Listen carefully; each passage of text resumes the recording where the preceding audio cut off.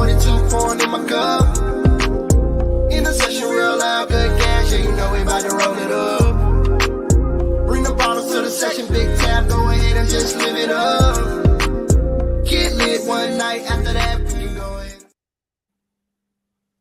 What's going on? What's going on? It's your boy Icon, and we're here at 95 South Podcast once again. You know what I'm saying? You know, always, first and foremost, I want to thank God for this opportunity, because without him, this would not be possible to have these great kids and great conversations. So next, I want to introduce my right-hand man, my Pippen to my Jordan, my Wade to my LeBron, whatever you want to call it. You know what I'm saying? You know what I'm saying? The man that make the coffee stir. You know what I'm saying? Like, you know what I mean? This man, the Barry White, the voice, your baby mama's favorite host, Jacob the Great. What's going on, fam? Man, what's up? What's up, man? Glad to be in the land of the living. You know, my motto, each day we got a chance and a choice, another day to get it right. For sure. Yes, sir. Yes, sir. So, man, listen. You know, we've been doing this for a minute now, about 3-4 years, and I don't have too many guests on here that, you know, basically I can say, okay, I got a personal relationship with. I know this man's pedigree. I know this man's work ethic. Whether you are low totem pole of the other music or the entertainment business on the highest level, it's not really real people in this business. It's a lot of snakes in the grass, but this is one of the guys that I could say from day one. And when I say day one I met this guy, he was a real dude. That he always kept it real for 20 years. So I want to introduce the Underground 808 Radio, you know what I'm saying, out of Orlando, Florida, co-founder DJ Shoot. What's going on, fam? What's good, fellas? What's good? Thank you for the intro, man. I appreciate that shit. And thanks for having me on. Yes, sir. Yes, sir. So, man, so first of all, I know you from the Indianapolis area, correct? I'm from the top part of Indiana, you know, a town called Michigan City, like literally like 60 miles from Chicago across the water. Okay, yeah. Matter of fact, I just drove through there like a couple of days ago. Yeah. So basically, so what was the journey? Because I know you was a skater back in the day. You know what I mean? Ain't too many black kids. You know what I'm saying? But you was a skateboard king, like that was your thing. So what got you? Tell people what got you into music, and so heavy, and it got you there got you down to, because you've been in Florida for a long time. So what got you? What was your journey from the skateboarding, being one of the top DJs? And I'm gonna let people know now off the top. This is an authentic DJ. I'm talking about records from the crates. He'll probably tell you how many records. But he from the crates of DJing. He not just whatever they do now. He's from the crates. So yeah, tell him your journey for that. Well, to start off and all stuff, my dad was a big record collector. So growing up and stuff, we had music playing in our house 24/7, like literally, practically. Just say, if there were 16 hours in a day, 15 hours of the day, something was in the background in my house, like something was playing, jazz and all that other stuff. So I grew up into listening to music. And since I couldn't actually play basketball, skateboarding was my second love, because I actually loved basketball first, but I can't physically play. I love it, but I can't play worth a damn. I ain't got no business being on nobody's court. So yes, I was like, okay, this is not going to work out for me. You know what I'm saying? So I did karate for years and all that stuff, and and did skateboarding. So and then I actually start DJing from the basement, of course, because back in the day, you didn't call yourself a DJ till you left the house. You could literally have vinyl, you could have the turntables, but you didn't call yourself a DJ till you got good. Why? Because everybody had records, but you didn't call yourself a DJ till you got good and out the house. So from there, I started DJing and all that stuff. And actually, my first gig was my sister's wedding, which I actually begged her to let me DJ. I begged her. She was like, "You got records, but you ain't no damn DJ. There's a difference." Like there is a difference. I said, Tony, Mhm. I got it. She was like, boy, don't mess up my wedding. And that was my first professional gig. And that was like 30 years ago now. Oh wow. Oh wow. Yeah. Okay. So So what brought you to Florida at that point when you started DJing? So what got you down to Florida? Because I know you like a Florida legend at this point. well, yeah. So what it was is, what it was, I had a friend from back home who was actually from Florida, and he was moving back to Florida. So he moved back and he was like, we know this label that starting up, and also they need an engineer and they need somebody to produce. At this time I was doing some production in the basement, of course. So I actually moved down here to produce for a label that didn't exist when I got here. So I actually moved on a catfish, basically. So I come down to move into a studio that didn't exist. I came in the building. The only thing in the building was the stuff I brought with me. And I was like, okay, this is some bullshit. Man, But man. exactly. But due to the fact I'm staying in this house at the time, I'm like, okay, I can't really act a fool like I want to. So I'm like, okay. So here's my options. My options are either move back home, which is actually great to do. Why? Because I had a great relationship with my pops and all that stuff. So, or I could be a grown man and thug it out. I'm like, fuck it. I'll thug it out. So, I thugged it out. And here I am. Okay. Yeah. Go ahead. Jump in a little bit and I'll jump back in. All right, man. So I am a vinyl guy, a 45 guy, what we call the component set. I grew up on all that. You know what I mean? And so I'm gonna just say this. When it comes to hip hop artists, I think they are closed-minded when it comes to music. Because music is a universal language. Right. And I kind of have told me bits and pieces about you that you're a music connoisseur, that you listen to everything, like myself. Yep. And so with that being said, what do you look at for artists when they present you their music? Do you just keep it hip hop, or do you see if an artist has somewhat a universal knowledge when it comes to music? Well, my problem with that is if I have to view things from 4 different angles. And I say that because I'm an engineer, I'm a DJ, I'm a producer, and I'm a connoisseur of music.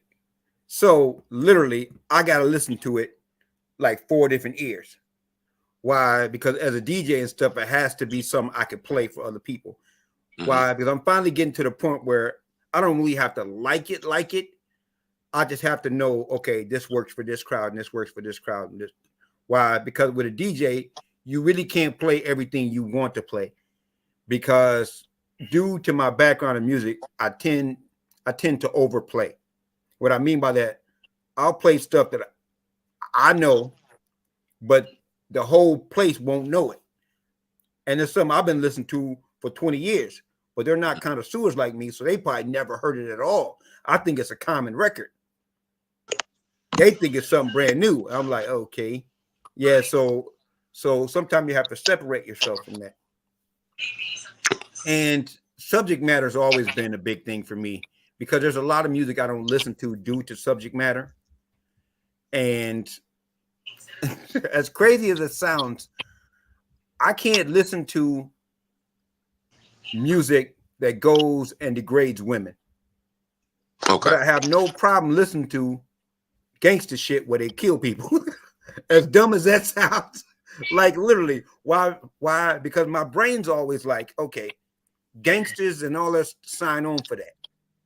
Like literally, you a gangster, you sign on for everything, that comes with the dope boy shit. You sign on for all that stuff. But the song objectifying women, I've never been cool with because I have respect for women and I love my mom. So with that being said, I can't really listen to music that goes objectifying women, but I have no problem listening to music about killing somebody. Because I figure if you in the game, you know what you signed on for. That should come with the territory. Interesting. That's very interesting. And so we're gonna talk about the art of DJing and why it's so important and why it's so needed and why there's so many DJs that really don't understand. The new era DJs, I feel, don't understand the art of DJing. They don't understand. They don't study how DJing started. They don't really study the craft. They don't study people like, we'll say yourself. We'll say like DJ Kool Herc. We'll say like Red Alert. We'll say like Kid Capri. You know, we'll say like DJ Premier, and even back, you know, even some of the earlier DJs, man. Like how much do they really know about the pioneers of DJs, and how much have they studied on, you know, the craft? Because I done heard old heads say, man, I ain't using no damn CDJs. What I look like? I do this for real. I do this for real. So what do you feel about that type of dialogue right there? Okay, it's like this. I, for the longest time, was a vinyl only DJ. I ain't playing no Serato, nothing. Then I played Serato because I went to a show with Jazzy Jeff was using Serato. And I was like, okay, if it's good enough for Jazzy Jeff, maybe good enough for me. Okay. But I was looking at it like as cheating. And then I realized, no, it's not cheating. That's actually taking 30 crates of records with you to a party on a hard drive this big. So I play with Serato the same way I play with vinyl. I just don't have to take 30 crates with me. Okay. So the blends and the cuts and all this, I still do all the stuff, but I do it just like I could do it on vinyl. Okay. And I do all my mixes for the station live straight through, because you can't fast forward the party. You can't, in the middle of a party, it's like, okay, stop. Let me stop and bring that blend back because I messed up. No, you have to be able to play. So all my mixes on the station that you hear are straight through, no edits whatsoever. Because that's a DJ. You can't fast forward the party. You can't stop and pause the party. You need to be able to play straight through. So with that, you know what I'm saying? Like, that's something I do. But I think the term DJ now is being loosely termed too loose, because people are buying equipment and calling themselves DJs instantly. Because like I said in the beginning, you didn't call yourself a DJ till you got good, till you studied other DJs, you know what I'm saying, study style, how they transition to different, you know what I'm saying, music, and you have to have a full palette of what you can play. So that means if I'm playing for, just say for me, if I'm playing for all white people, my set's going to be a little different. But my set's still going to be hip hop, because there's a way to put it all together. Because a lot of the hip hop samples are old white songs. Most people don't know that. So when they talk about who's accepted in the house of hip hop, you know what I'm saying, being white people or not, it's crazy to me. Because if you give back the samples of white people, there would be no hip hop as we know it. Just like I always say with LL, he built Def Jam, but the Beastie Boys kept the lights on. Like, literally, they kept the lights on. Why? Because they wasn't selling, you know what I'm saying, like 2 or 3. No, they were selling millions of records. So until when you think of hip hop and stuff, you think of it, you know, Def Jam wise. Of course, the foundation was black, but the foundation of being black was based off sampling everybody's music. I'm talking Colombian, black, white, you know, yada, yada, yada. So you pretty much got to put everybody in it. So I actually play all kind of music in my sets. I just have a way to bring it back to hip hop because that's what I love. But, you know, in terms of what's actually taking place now, like I said, kids are buying equipment and call themselves a DJs instantly. I don't like that term because you ain't a DJ. You got equipment, you play music, but you a jukebox, bruh. Like literally, you a jukebox. Okay. That's not okay. Okay, just like this. Just like this. I make a mean grilled cheese, but I would never call myself a chef because it's a different a different component to actually being a chef. Just because you cook, you ain't chefing. Just because you play music, you ain't DJing. Okay. Like literally, you drive your car every day, but you ain't no NASCAR driver. Because it's a whole different set. Like it's a whole different skill set. Okay, so what these kids what makes you invite a white rapper to the cookout? I'm just asking. I want to know. Okay, and not because he's white. I'm not a fan of Eminem. Okay. Because I think he gets by with the cosign. Because I remember when he came out. Well, no, before he came out, I got a lot of friends in Michigan, and I heard a lot of his demos before he got signed to Dre. So I know, about his music before that. And he's not actually from Detroit. He's from a town called Warren, Michigan. Warren, Michigan is about 30 miles from Detroit. Okay. Of course, you was in Detroit, but you ain't from Detroit. There's a difference. You from Warren, Michigan. And ain't nothing wrong with that. But my thing about it is when Dre signed him, he got the cosign from Dre. Because everybody I know was like, yo, Dre signed a white boy. I got to hear this. And I feel like he got a lot of steam off of Dre. And I don't like the fact that he could say stuff that other black artists can't say and get away with. So do you think it's the equivalent of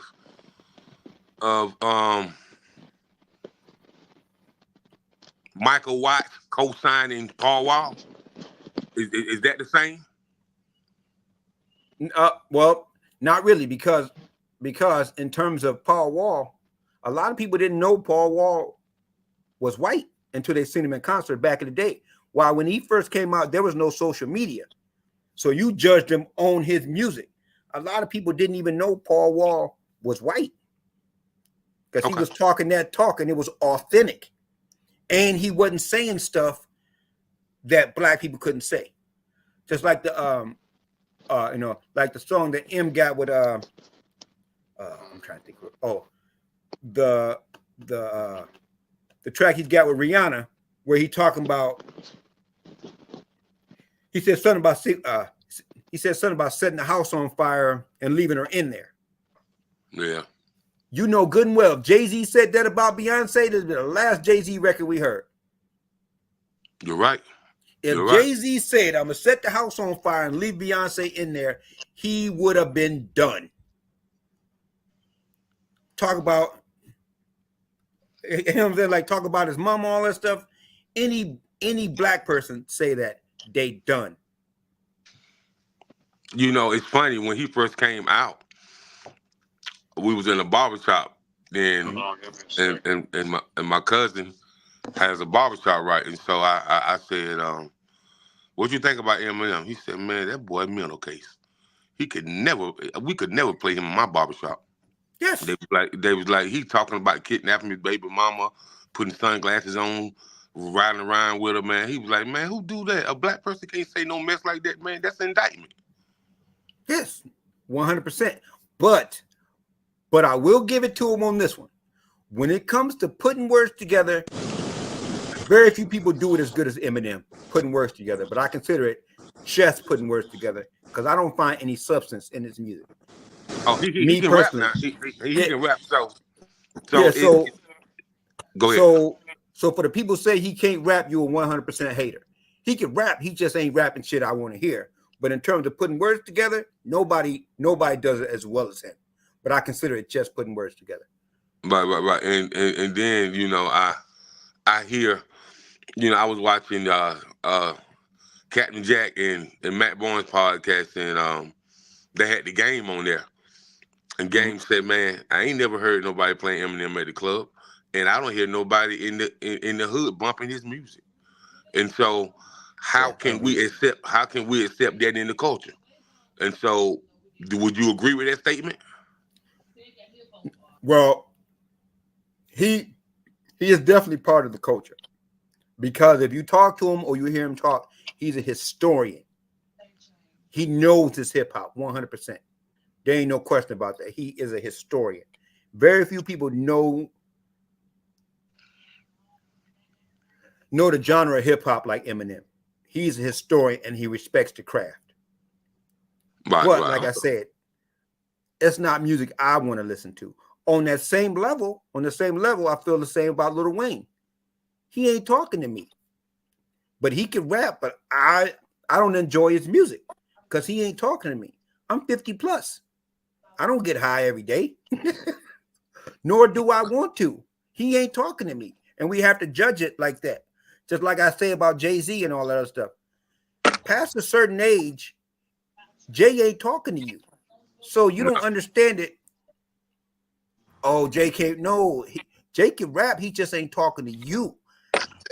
Hey, shoot, stop there for a second. When you said, because I was just talking, we just had a hip hop conversation a couple of nights ago. Okay. And basically we was talking about Lil Wayne, and I know a lot of people put Lil Wayne in their GOAT conversation, top 5 and all that.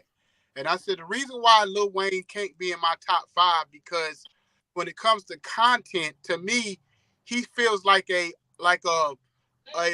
worldwide, like, underground rapper, like almost a battle rapper type. He does, because he doesn't have really, his content range is not really that depth.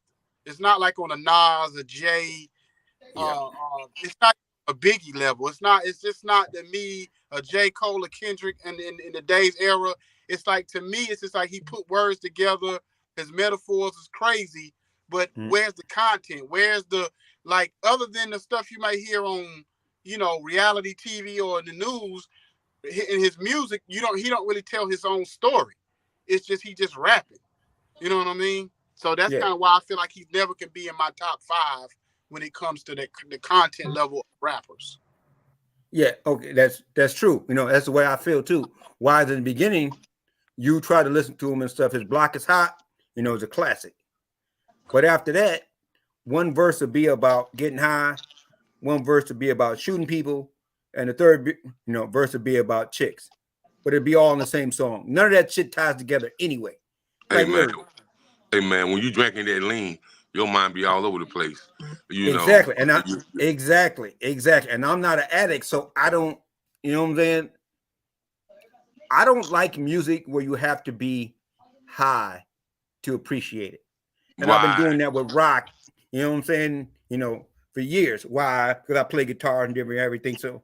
So, but you shouldn't have to be high to listen to music. You should be able to get the feeling of being high while listening to that certain artist. That's when the music is good. It puts you in that space. But just like Lil Wayne, I don't feel he's talking to me.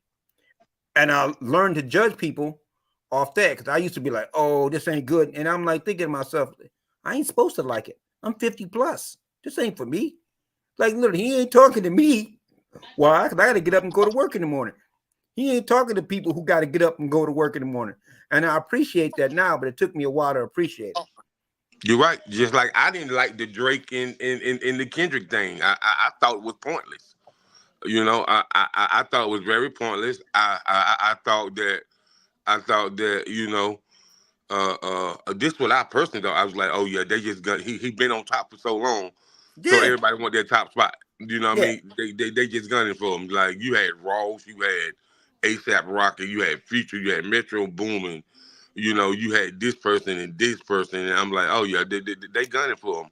But I was just, like I told Icon, maybe a hip hop culture artist, people would say Kendrick, but a more universal artist that studies all type of music, it's always gonna be Drake on top. Because if you look at the blues, the jazz, the hip hop, the R&B, the techno, the EDM, the electronic music, the house music, stuff that he would say on interviews and stuff that he would have playing in the background, you'd be like, that ain't hip hop. That's something totally different. And so you can see that he studied different type of music, and a lot of people just can't wrap their head around it. Yeah, see, okay, you can say what you want to, and of course he ain't talking to, Drake ain't talking to guys our age either.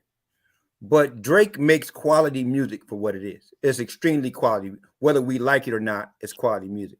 What I don't like about Drake is you can never, well, not just Drake, a lot of people, you can never say you're a GOAT if you had a ghostwriter at any point in your career. That takes you out of it. To me, that takes you out of it. Like literally, you can't ever say you're the greatest. You can say I got the best team, but you can't say you're the greatest if you had help. So let me ask you a question now. Yes. Now, hip hop has this thing about them that hip hop is only a sport. It's not the hip hop business. Yeah. So in every other different genre, whether you got jazz, blues, country, gospel, R&B, people can have multiple writers. But he never said he was a freestyler. You know what I mean? Right. Yeah. You know, and Kendrick used to battle rap. So we can pull the clips up and we know what Kendrick and how he got hot in the streets of Compton. Okay, that's true. In just LA period. Now, if you said somebody like a Cassidy or Sirius Jones or Murder Mook had a ghostwriter, I'd be surprised. But I'm not surprised that Drake has a ghostwriter. You know why? Because he understands the music business. And it's more of a business for him than it is for Kendrick. Way more. But exactly. That's that's perfect. And I agree with that 100%. But you guys know sports way more than I do. Why I'm not really a sports guy. Right. But if we're on the fast break and I pass you the ball and you score, what do I get? Assist. You the assist. Bingo. Bingo. I get the assist. If you have help, you got an assist. Right. That needs to be documented. You got an assist. You didn't take it from one side of the floor to the other. You got an assist. So if you got help writing anything, you got an assist. That takes you out of being a GOAT to me. And that applies to Kanye and everybody else who got these great teams that put out great music. If you had help, you got an assist. You need to credit them people. That's one of the things I really am not a fan of Dre with. I'm not a fan of Dr. Dre. Because Dre had too many ghost producers over the course of years. Man, a lot. I'm glad you said that as a DJ. Hold. Not just Dre. Timbaland too. No, but I'm saying But Dre was different. Dre had a lot of Dre had a lot of help. You know what I'm saying? Dre help was like on Diddy claiming to be a producer type. It was exactly. But worse than that with Dre is there are some samples he flat out stole. When you don't put nothing on top of it, just EQ the bass different. You didn't do anything. You stole somebody's shit. There's a lot of hits that people think is Dre that is completely 4-bar. I stole the 4-bar loop. What's the song on the Chronic album? The one with the Parliament. That's straight stealing. That's straight. He do nothing. Not just flat out stole it. Even had the mothership landing in the video. He even landed the mothership in the video because he stole so much of the track. He had George Clinton land the mothership in the video. Like literally. I've always flat out it was overrated. Always said. Yeah. See, okay. But like I say, like this. Some producers find great loops. Some producers make loops great. Pete Rock, Primo, they put in the work. Like literally, you can hear the original shit. You're like, I don't know how he got this from this. Dre, you're like, I know how he got it. He just started on beat 1, stopped on beat 4.5, and looped it. Like literally, he stole a lot of stuff. Drake is the Tyler Perry of hip hop, and I'm gonna tell you why. Yeah. Because I know for a fact that it's been script writers who send scripts in to Tyler Perry. They never hear them back from him, and they have came on live on YouTube and said, "Yes, I wrote this whole script. He just took some words out and used it." And so that's the same. That's the same thing. I can't. Do you agree? Or you don't agree? Ain't that the same thing? Well, I told my son because my son a huge. Well, he used to be a huge Tyler Perry fan, but he didn't see the holes in Tyler Perry. And I said, I said, nobody can write that much. As busy as Tyler Perry is, there's no way he wrote all these movies himself. No way. You don't have that much time in a day in your lifetime unless he started right when he was a kid. He not writing that. He didn't write that much stuff over the land. And the way he putting out movies after movies after movies, he not writing that fast. There's no way. You know what I'm saying? Okay, just say if he is writing that fast. My thing about it is this: there's nothing wrong with having help. Just give them people credit.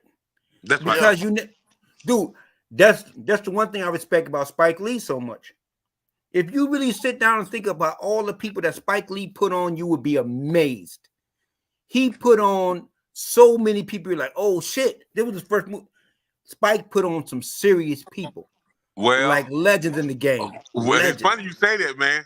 Cause Clifton Powell said Spike Lee ain't shit. Who said that? for real, man. For real, man. Dead ass. That's what he said. I was like, I'm trying to remember who Clifton Powell is. I'm trying to think who Clifton is. You know, Pinky on Friday. Clifton Powell. Yeah. That don't turn down no money. That Clifton Powell. And he said all of them came up together, man. And I was like, I was like, wow. So, but I say this right here. Maybe you wasn't a good fit for what he was doing. But he say, if you my boy, then if I ain't a good fit from you, I'm definitely a good fit for one of your other colleagues. He said, all the people that Spike know, man, he said, man, listen, man. He said, Tyler Perry shouldn't have even took off like that with all the people that Spike know. He says, to this day, Spike's supposed to be the biggest black film director, film producer in the world. Okay, that's true. That's a good point. But that right there opens another gate. That opens the gatekeeper's gate. The fact that Spike didn't stop him from opening up shit shows how great Spike is. That's true. Spike is putting out classics. Tyler Perry putting out weekly shit. Like literally, nobody's watching these Tyler Perry movies 20 years from now. You still put on Do the Right Thing. Hell no.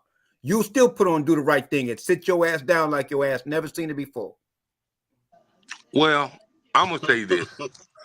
I'm gonna say this. Like people, people gonna watch Have and Have Nots the next 20 years. Okay, that's one out of how many? They're gonna watch Living Is Wrong for the next 20 years. They're probably gonna watch Sisters for the next 20 years. Like his TV series is more eye-catching than his movies. I can put it like that. See, okay, that's true. But think about how empowering all of those Spike Lee movies made black people feel. You're right. People don't feel that when they watch a Tyler Perry movie. That's true. And I hate to say it like this. Sometimes you see some nigga shit. And I don't mean nigga in a good way. Sometimes you see some nigga shit. But you know, Tyler Perry ain't a male like me and you. And there's nothing wrong with that. But I'm saying is know your lane. And I think the biggest problem with the Tyler Perry thing is that me and my sister talk about this. Even the production hasn't gotten better. So I'm like, how is it that you a billionaire and your production looks like everything look like a stage play? You know what I mean? Okay. So that's a good point. Okay, this right here tell you how good Spike Lee is. Ready? I was talking to my sister Tony about the Malcolm X movie. They had just cast everybody for the Malcolm X movie. This is, it was like a while before it came out. And they were saying how they got Denzel to play Malcolm X. Me and my sister was furious. They were like, I'm like, first of all, Denzel cannot do Malcolm X. He should have went with Lawrence Fishburne or something, blah, blah, blah. He cannot do Malcolm X. This movie is going to be some bullshit. Because Denzel cannot play Malcolm X. Right? Yeah. We was going back, check it out. We was going back and forth. Both of us was pissed. We was going back and forth. Then we seen the trailer for Malcolm X. We're like, okay, this is going to be something different. Because you ain't looked at Denzel since. Every time I see Denzel, I see Malcolm. Every time I see a real picture of Malcolm X, I have to question it. I'm like, they don't look like Denzel, and I have to remember that's the real Malcolm X. The creative genius of Spike Lee makes you believe somebody is somebody else. That's true. And now, let me ask you this. Yeah. The guy that's from England that played in MLK X/MLK, Yeah. the TV series that was on. Yeah. Now, he remind you of Malcolm X for real. Exactly. But I bet you my right arm, because Lord knows I'm left-handed, that he studied the Malcolm X movie.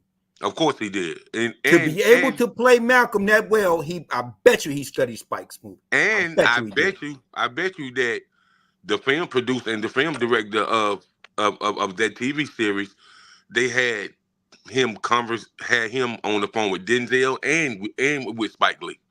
Yes. You talking about the one that just came out? You talking about the series that just came out, the Malcolm, the X, and MLK series? That's the greatest. I will tell you, that was the greatest, like, depiction, biopic, whatever you want to call it, as far as getting every character right. If you watch, and I'm not even talking about the main characters, if you go back and watch it and you look at all the characters in that series, they pretty much got every single character right. I'm talking about from the facial, from the way they look and everything. Like, whoever did the casting for it should get Academy Award like ASAP, because they did a hell of a job when they picked every single character for that series. And then for them to really get in depth and really show that the depthness of all the characters, and really what Coretta and Malcolm X's wife had to go through with their husband, Betty, and not just show the good part, but show the cheating, show the Malcolm X being kind of controlling, and towards Betty, showing the realness of it. I said this is one of the best things I've seen since probably the New Edition movie. You know what I mean? So, but I want to get into this. Okay, go I ahead. want to get into this. So, and Jacob, you're gonna appreciate that, and I know one of your proteges, Kanye P. Brown, is on here. CB. What's good, brother? My brother. Yeah, so I know he listening in. So we talked about, me and Jacob talked about this. We talked about how when artists, especially in today's time, when they go into the studio with an engineer, a lot of the time they don't want to listen to the engineer. They want to do it how they want to do it. And I remember when y'all did the song, Oh No.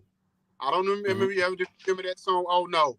And you made Jay probably record this song maybe 50 times to get the cadence down correct. It wasn't about the lyrics. It wasn't about his voice. It was about his cadence, because it was a certain cadence y'all was trying to capture in that moment.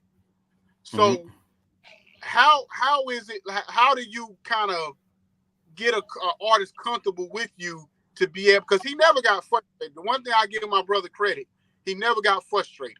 He got frustrated with himself, but he never got upset with you. So how do you get artists to come in and hone in and say, listen, if you do what I say, then this is how we can go? Because Dr. Dre is the only engineer I know that's really like that, the way you was with him. See, okay, it's like this too. I always say it's part of my music too. This is your music, but it's also my music. And during the time that we were, trying to keep the studio open, basically, all our work was a resume. So if you put out something, the first thing people ask, where is this recorded at? And if it sounds like shit and the song ain't no good, I lose business. Like, literally, I'm losing money. Because the first thing you're going to ask, where you record this shit at? Oh, that shit sound horrible. I ain't going to that studio. Like, literally, people would say that. Because I'm not the easiest person to work with. But with that being said, people know that I care about the work. And I have a way of separating my arrogance from actually putting in good work. Because if he wanted me to change something for 5 straight hours, I'd have changed it for 5 straight hours. It goes both ways. So,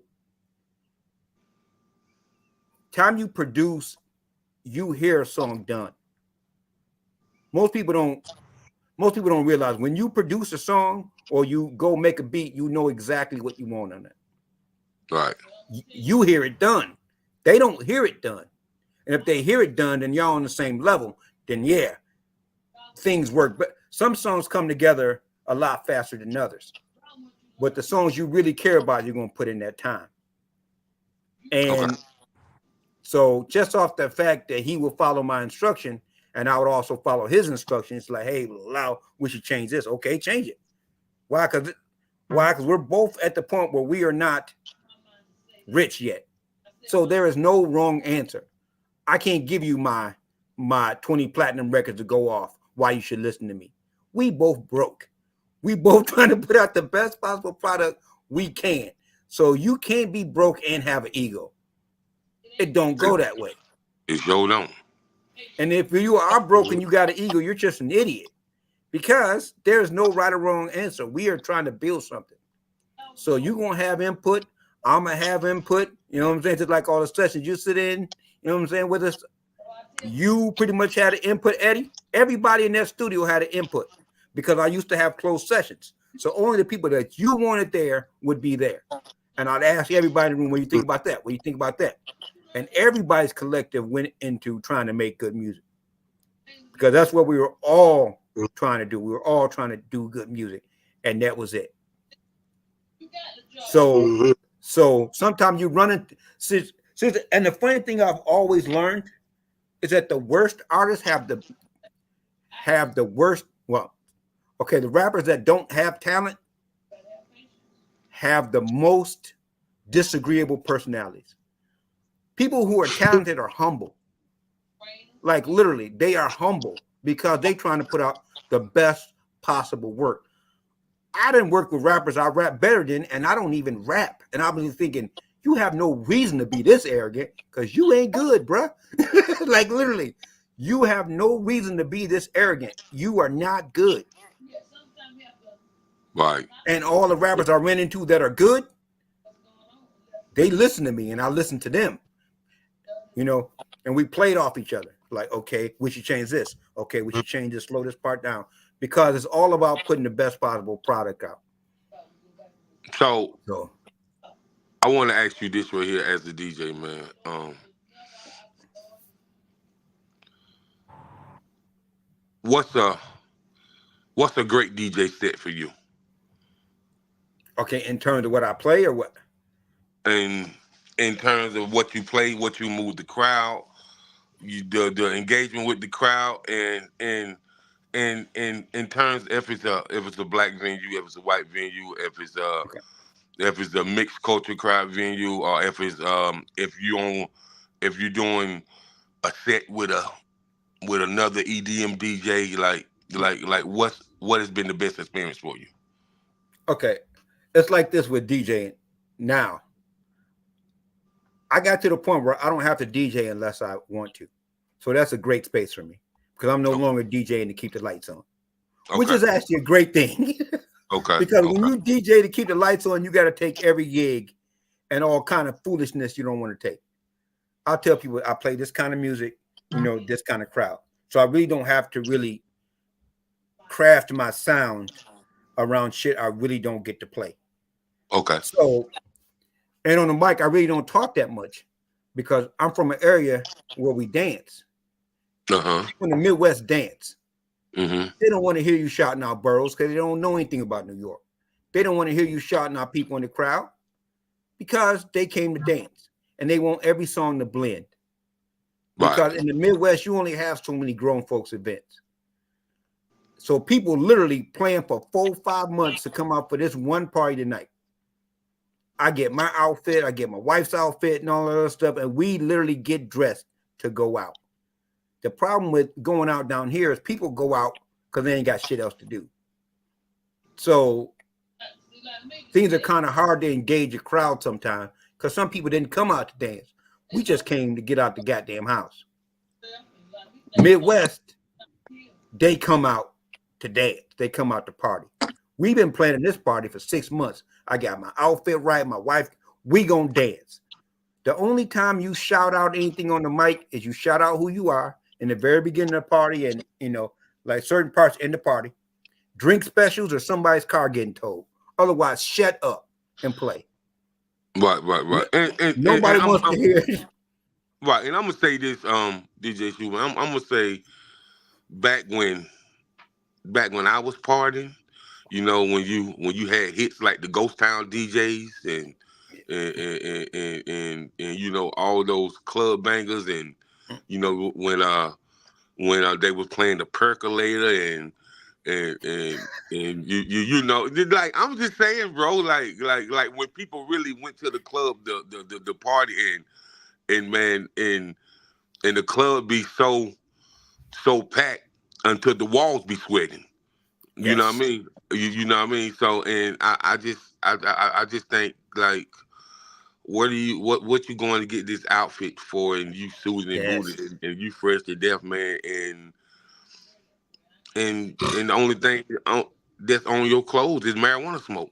You ain't partied, you ain't did nothing, man. And it's like to me, people that do that just waste money.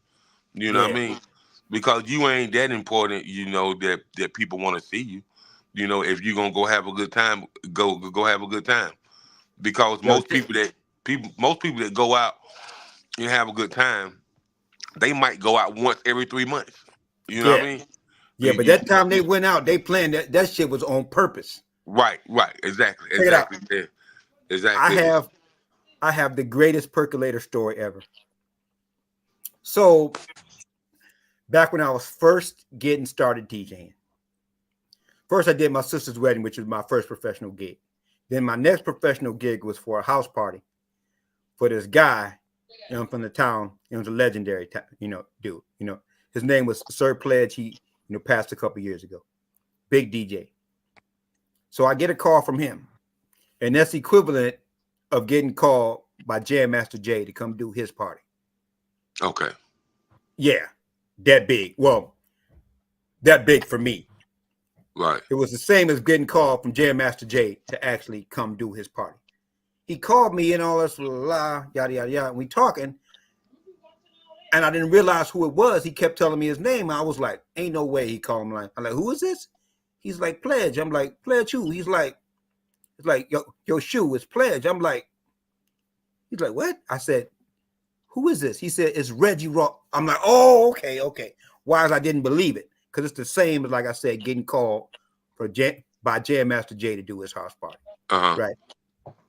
So I'm like, I am geeked. I'm over the moon 10 times. So I went out and bought brand new Sir Vega house speakers. Spent every last dollar I had on buying new music, right? Not realizing that house speakers are not going to really work at a party where you're playing at full volume for 6-7 hours, right? I didn't know that. I'm new. So I get there, and since I'm known for DJing by certain people, I'm not really known for DJing by the rest of the town. People were like, what the hell you here for? Why? Because I was known as a skateboard dude. They were like, you what? You about to DJ? You know, what? I'm like, okay. So I get there, I unpack everything. I'm playing the party. I'm killing it. So my man, Stuntman James, comes up to me. He's like, yo, Shoe, the speaker's smoking. I'm like, hell yeah, because I'm killing it. He's like, no, it's smoking. I was like, what? It's like the speaker is smoking. So I went over. Sure enough, the speaker is smoking. I'm playing at full volume practically. My needle in the red like this. Now, you know good and well, you don't put the needle in the red. Hey, my shit peaking like this. So I turn it down a little bit, and I hear boom, boom, boom, boom. And next thing I hear, blew the woofer and the sub in the speaker. Shit. House party is packed. So I'm like, oh God, I gotta get on my head, blah, blah, blah. I gotta start the party, yada yada. I blew my speaker. This chick comes up to me. She was like, I want to hear the percolator. I'm like, I have no speakers. She's like, I want to hear the percolator. I ain't going no goddamn where till I hear the percolator. Why? This is when the percolator first came out. It was like the biggest song on the planet at the time. It was in the Midwest. Why? We listen to house music. So I had to play the percolator with no woofer and no sub. Oh yeah, she danced the whole song. Wouldn't let me cut it off. Danced the whole song. So the joke for the next 4 to 5 years with me and my boys is we ain't going no goddamn where till we hear the percolator. Like, hey, we ain't going no goddamn where till we hear the percolator. Hey, I never lived that down. We ain't going no damn where till we hear the percolator. Sure. Let me ask you this before we run out of time and all that. So you started Underground Radio, 808. Yes. You and your boys. So, first of all, a lot of people think starting a radio station is easy, and it's just something that you do, whatever, especially in this day and time. So, how hard has it been? How rewarding has it been? Because I remember when y'all first started and y'all was doing the show, and I hate y'all took the show off when they're for y'all because we're trying to get it back. Every Saturday night, y'all faithfully, and I know y'all definitely would have been like, I feel like on a whole nother level just with that show that y'all did. Right. So just tell people how hard it is and how rewarding it is to be able to start your own radio station and going on like 4 or 5 years now. Yeah, 4 years.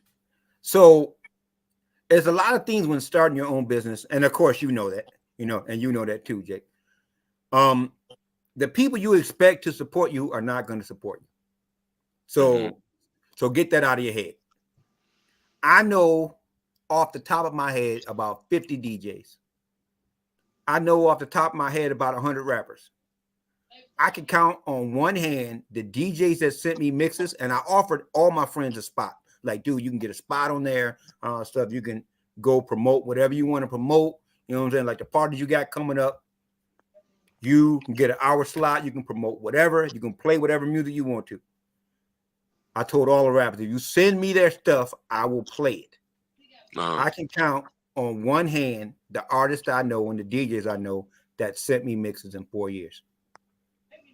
And like, stop right there for a second. So, Jacob, me and Stu had an hour conversation about this, and he called me, and he was so frustrated about that part. And I said, Shu, I'm going to tell you something about us as black folks. Yep, I totally remember that. Free, they are not going to do it. I said, you have to put some kind of price tag on it. I don't care if it's $9 a month for certain amount of spins, whatever. You have to put a price tag on it. If you do it and just say it's free, people going to look at it like it doesn't mean anything. But if you put a price on it, then they will actually send you stuff. But go ahead. Yeah, and I should have listened to you too. but I'm thinking I started it to take care of my friends because back in the day we didn't have an outlet. So just imagine if we were able to play CB stuff.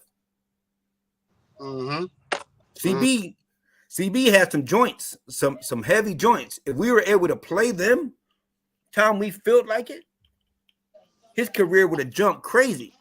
Because some people's career don't take off because people ain't heard it. Not to say it's not good, they just ain't never heard it. And once people hear stuff, they're like, oh shit, that's my joint. And I learned over the course of years when playing new artist stuff, you can't say it's new artists. You can't say, you know what I'm saying, like undersigned artists, and so you can't say that because people turn off when you say new artists. People turn off. Or time you say local artists, people turn off. So I stopped using that term because if I'm playing Jay-Z in Brooklyn, I'm playing a local artist because he's from Brooklyn. Just because you're from somewhere don't mean you ain't good because everybody's from somewhere. So like I said, for me to be playing Jay-Z in Brooklyn, I'm playing a local artist who just happened to be bigger than local, but he's technically a local artist. And people turn off when you say local artist and new artist. So I just start dropping in people's shit. And you judge it on the music it is, not from the fact that you ain't heard it before, or where it's from. Okay. So, yeah, but back in the day, I should have listened to you. While I remember that conversation. Totally remember that conversation, Eddie. You were like, because dude, you got to charge you. I remember that's why I started. When I started doing radio, when I first moved to Atlanta, that was the whole point of me doing radio, because at the time I was managing or consulting 7 to 8 artists at one time. And so what I did with my mindset was, let me start my own radio show so I could play artists that I promote and I'm marketing. Let me start my own radio show so I can play what I want to play, and I can interview who I want to interview or whatever. So that was the whole thing. So when you saying about don't say local, your best thing to say is worldwide, known worldwide.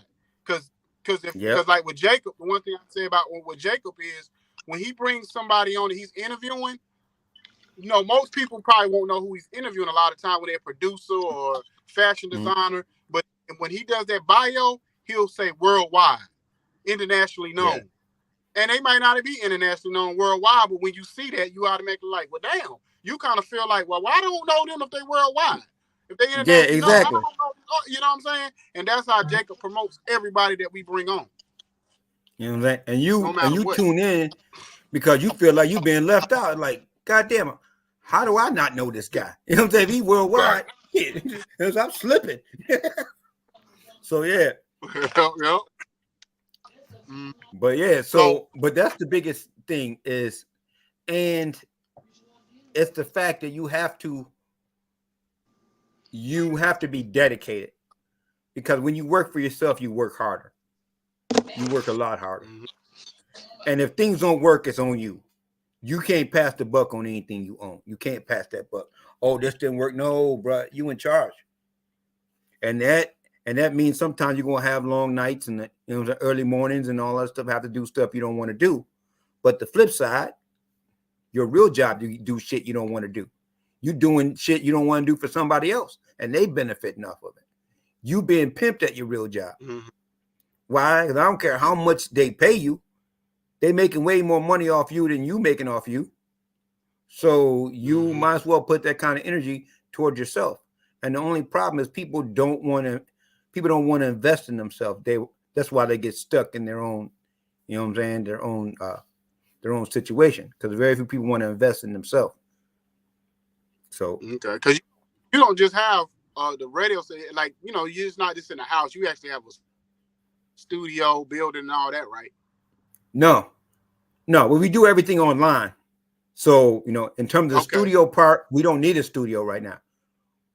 And then for the times that we are doing big podcasts and all stuff, we'll rent out a spot. Why? It's more cost effective for me to do it from my living room like I'm doing it now, because I don't need to be in a building. Why? Because I just need like a 4 foot, you know what I'm saying, the 5 foot square. Podcast. Okay. And then you can literally run the station from a tablet. So you don't really need. See, and that's another thing about technology. Technology made it a lot easier to do what we're doing.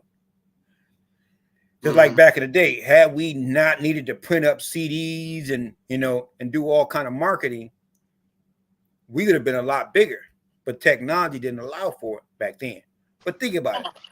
You can literally put a song together now, put it on the internet in an hour, have 50,000 spins by tomorrow. Or put it on CD, print up CDs, pass them out or sell them, hit the block, the street team, all those other avenues are dead. And you don't literally miss a dime because you can do everything yourself now. It didn't always used to be like that. So, like, literally, there's stars who are strictly on YouTube, and made heavy money strictly off YouTube because you don't need to have a physical product anymore. So that's the good thing that's a good thing and bad thing about the music industry. Everybody can come out now. The bad thing about it is everybody don't need to come out. Yeah, you're right. You're right. So, yeah. And I just got one last question. I got one last question. One last question. Okay. Your top 5 DJs worldwide. My top 5 DJs worldwide. Okay. First of all, you got to put in Jazzy Jeff in there, and let me tell you why. Jazzy Jeff has the unique skill to be able to do turntable stuff and still rock a party. Because most DJs, when they're doing sets, if they start scratching and cutting the record back and forth, they make it unmusicable. They make it to the point where you can't dance to it because it's not musical anymore. Mm-hmm. You turn something that should be heard into a visual art, and that stops people from dancing. Okay. Jeff has the ability to be able to do tricks and still rock the party to the point where you don't turn around and notice him. And past a certain age, no one wants to hear DJ going, okay, you did that twice, get back to the goddamn song. While we trying to dance. So, like, literally, we didn't come here to hear you do 4 hours of scratching. Nobody likes that. I don't even like a lot of scratching. Scratch what you need to come in and scratch it out. Nobody wants to hear a scratch routine in the middle of a party. Like, literally, we don't want to hear that. You screwing up. And you turn your audience off. So you got to go with Jeff as number one. There's another guy who plays with him that just dropped on my radar in the last couple of years. His name is Scratch Bastard. He's a white kid, but that white kid is nasty. And he has a knowledge of all kinds of music. You may hear just about anything come from here. Like, literally, you're like, I don't know how he put that together, but that sounds good together. And I would have never thought putting them two records together. And I like the blend of it now, because what it is now is these kids now are so open to music that we didn't have back in the day. Because back in the day, to hear music, you literally had to have the 12-inch or the CD. So people literally would listen to what their parents had, and that's about it. Mm-hmm. And the flip side, if you listen to hip hop, you only listen to hip hop. If you listen to rap, you only listen to rap and hip hop. Flip side, if you listen to alternative music, you only listen to the Cure and the Smiths and all that other stuff. If you listen to rock, you only listen to like Kiss and Van Halen and all that other stuff. Now these kids know it all. They know from this genre to that genre. So that's the good thing about now. Play it. So Scratch Bass, you got to go into let me think. Classic DJs. You got to go with people like Red Alert, because he put on so many different people. Like, literally put on so many different people, and he's a great DJ for the culture. Yeah, he is. And I clearly can't say that I'm a super huge fan, but I know what he did for the culture, because where we're from, we didn't pick up stations from New York. So with that being said, you got to put in, BMX had it's now GCI in Chicago, but before then there was a radio station called WBMX, and they used to have the Hot Mix 5. Every one of them Hot Mix 5s, and it actually messed up the DJ game, the Hot Mix 5, because back in the day, the radio was so dope that if you had a party, you wouldn't even need a DJ. You just turned on the radio, and they would rock for like 4 or 5 straight hours. Messed up a lot of DJs' money, because you wouldn't get no gigs if the Hot Mix 5 was on, because nobody wanted to hear you, because they played everything. Like, literally, Hot Mix 5 did a lot. So you put all them in. There's 2 more spots. You got to go with what's his name? I can't think of his name. It's a big Carl Cox. He's a worldwide house DJ, like literally Mr. $75,000-$80,000 a set DJ. You talking about Carl Cox that be going overseas all the time in England, yes, and London, and Sweden? Yep. I know exactly what you're talking about. The legendary Carl Cox. Right. Like, literally, when you make 85, 100 grand a night DJing, you doing something. Yeah, you doing amazing. Oh my God, dude! I would play one night a year. See, I'm lazy. Fuck that. hey, I'm only playing one night this year, but like literally, and let me think. The dude from De La Soul, the DJ,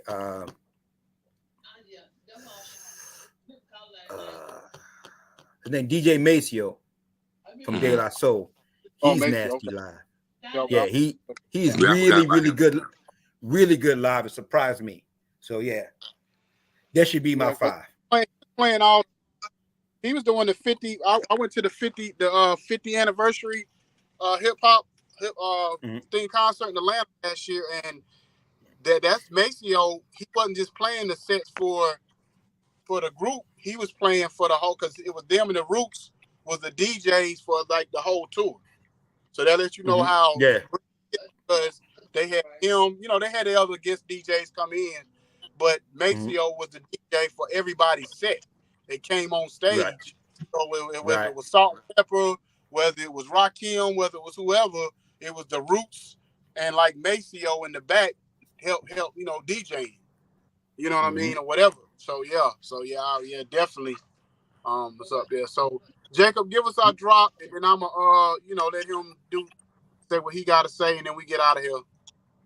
All right, thank you for tuning in with the Village Global Networks and 95 South Podcast in conjunction with ZFN Radio, with online monitoring by Online Radio Box. We're tapped in with 181 countries broadcasting worldwide, and we want to thank the world famous DJ Shu for coming on and sharing knowledge.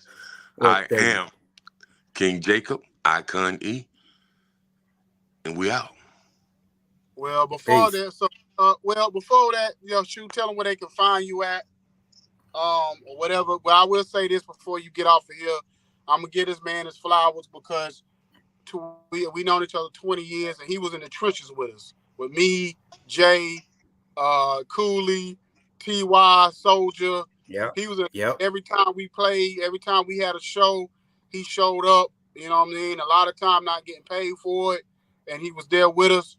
You know, engineering music, producing, beat making, all of that for us. And he made one of the most legendary songs that never, like you said, never got heard and was really hood. And he made the beat in 15 minutes. And I'm saying that because he was there when he did it. He said we came with Shu, and we said Shu was when we was producing a group. I was managing a group called Deaf Ears, which was like a conscious group we was trying to put together. And we went outside. We got all this conscious music, but we need a hood. We need something for the hood. We need something for the streets. We need something for the radio. He said, okay, give me a minute. So we went outside, just talking, shooting the breeze. He said, okay, I'm done. We like, huh? He was like, yeah, I'm done. And like 15 minutes later, he had the most hoodest Atlanta, Florida sounding beat you could have in the streets. You know what I'm saying? And like when I seen that, I said, okay, this the real, he the real nigga. This the real dude. But anyway, man, I appreciate you. Feel free to send me that stuff, man. I lost that hard drive. I ain't got none of that old music. A lot of the stuff, I lost it too. I had a lot of it. I asked my son, because my son used to keep up with a lot of CB stuff, so he might still have some of it. But most of the stuff, it was in one of my other emails that I lost in the archives. Maybe Jay got some of it still left. But if I find some of it, I'll definitely send it to you. You know what I'm saying? Thank you. But just tell them where to find you at, whatever. You know what I mean? And where they can look you up. Yeah, DJ Shu, the Raw 808 Underground Radio. You can check me out every Wednesday from 5 to 6 on my set, but you listen to the station 24 hours a day. We are worldwide, so feel free to tap in. And, that's basically it. Okay, I appreciate you, brother. No, man, thank you, man. I appreciate it. Yeah, no doubt. My man. Y'all have a good My man. A1 from day one. A1 from day one. Sir. Hell yeah, we didn't do. Yes, sir.